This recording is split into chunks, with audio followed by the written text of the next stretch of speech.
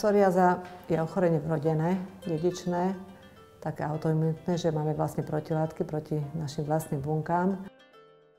Prvým prejavom psoriázy môže byť akútny výsev červených fliačikov, ktoré môžu byť kdekoľvek na tele, veľkosti od špendlíkovej hlavičky cez kvapky až po mince.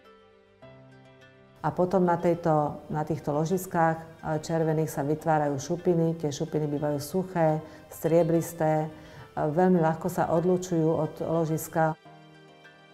Svrbí, predovšetkým tá akútna psoriáza, ten prvovýsev. A samozrejme, keď koža na rukách, na dlaniach zhrubne, potom praská, takže môže aj bolieť. To sú snad jediné také ťažkosti, okrem tých psychických problémov, ktoré pacient má so psoriázou. Psoriáza sa vyskytuje rovnocenne u mužov aj u žien. U detí vzniká skôr po 6. roku života. Začína zhruba v tom 20. roku života prvýkrát, ale potom máme druhý taký pík okolo 40. 50. roku života. Toto ochorenie sa povedá, že v rámci Európy na severe ho je viac ako na juhu a Eskimáci sú tí šťastní, ktorí ochorenie nemajú. Ak si myslím, že mám psoriázu, čiže mám v rodine a mne sa zrazu niečo urobilo na lakťoch, tak prvé by som mohol ísť k lekárovi, by som získal istotu. Pretože existujú niektoré ochorenia, ktoré sa môžu podobať na akutný výsev psoriázy.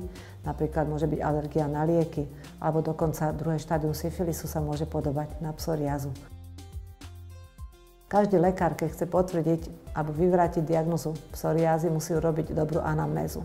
Čiže sa nás bude pýtať, má to niekto v rodine, kedy vám začalo toto ochorenie, mali ste predtým nejakú angínu, mali ste nejaký veľký stres.